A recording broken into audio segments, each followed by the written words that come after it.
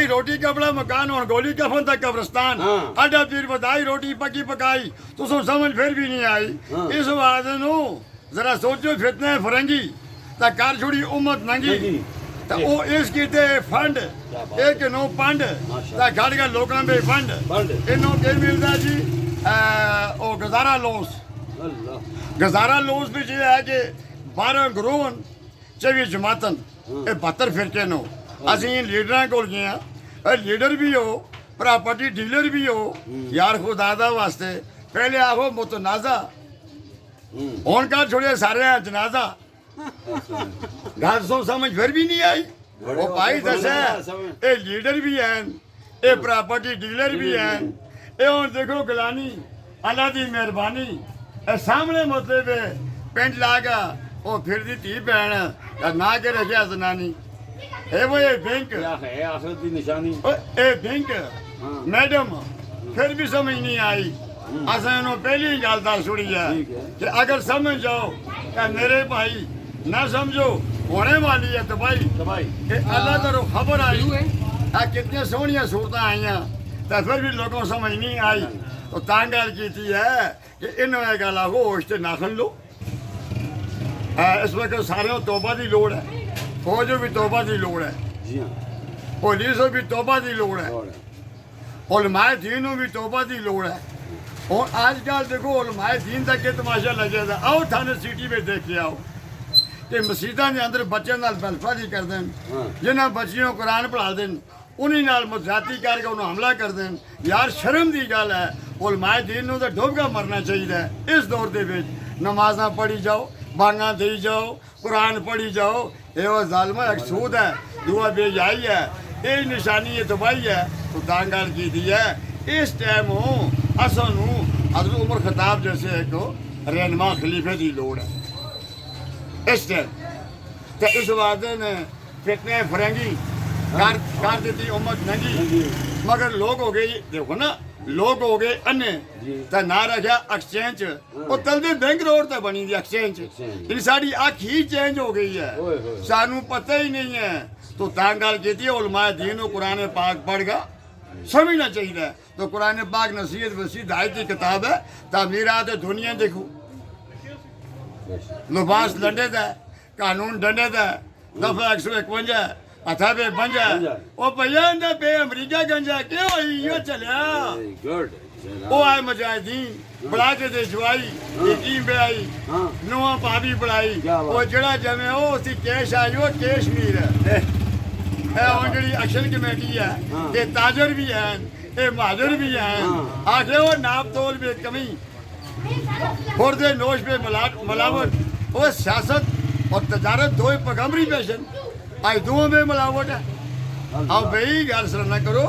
नाप तोल में कमी ना करो खुद रोज मिलावट ना करो पाकिस्तान का जो अपना हक है पाकिस्तान का जो अपना हक है पाकिस्तान का जो आइन है जो 1948 में तैयार किया गया तो कायदे आज़म मोहम्मद जनाब पूछा लोग कि पाकिस्तान से बन गया इसका ला क्या है दसिया मैं कौन हूँ तयन करने वाला मुसलमाना का जो कानून है वो 1350 साल कुरान में मौजूद है तो तां गल की है कि इस वक्त दौरे हाजरा के राय साहब ते इमरान भाई मो रोक के दा मगर ये अवामो नाश तक बचाओ जरा रिश्ता जोड़ो अल्लाह नाल और अल्लाह नाल रिश्ता जोड़ो अल्लाह तो मंदे हो अल्लाह की गल भी मनो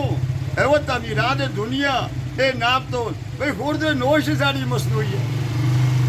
है बच्चे दो ही काफी खानदानी मुसोबती पोलियो के खतरे फांसी टीके और जड़े जमे खतरे के खतरे ये स्कूल है फजूल है कॉलेज है कॉलेज है ओए मदरसा भरावा मंदा रस्ता है आज जो कोई है तालीम के नाम था ये हो रहा है और असी देख रहे हैं तुसी देख रहे हो अंग्रेज अपने बच्चे पोलियो के खतरे नहीं बुलाते वो इसके नहीं बुलाता सूर्य का मूत्र है तो सूर्य की चर्बी है वो जिले मां के मुंह ही पै गई अगो बच्चे में चली गई नूर ही खत्म हो गया उस बोल के ला के टी शर्ट का नाल पजामा निकर उम्मत की थी नंगी उम्मत की थी नंगी तो इन्हों समझ आधा भी नहीं आई हूँ देखो होने वाली है तबाही अल्लाह फरमांदा है ए ईमान वालो यक जाओ जाओ ए ना जम्मू है ना कश्मीर है ना श्रीनगर है ए परले पासे चिकड़ी बैग जिला पहाड़ है ए आदम जबराना कब्जा है ए देखो ना वजीर ए मशीर ए उन्हों की फौज लोगों समझ फिर भी नहीं आई हो ओ भरावा ए पर लांगा देख के नो जलसे जुलूस जलाओ घराओ दो काफर आखते नीली पटकी काली पटकी गोरी पटकी जरा मैनू अफसोस दोवें जनिया था एक सिपा सैन थे तो दूआ सिपा साहबा थे सिपा सैन और सिपा साहबा इलम बेसाबा है समझ नहीं आ रही है पता है लगे है कि इनकी बैटरियां खत्म हो गई नूर नजर खत्म हो गया लाल दी और राम दी पछाण नहीं है फिर जो उलमाए दीनों असा आख्या कि तुम अपनी मुख्तदियों इन्हें राया हुआ गल दसो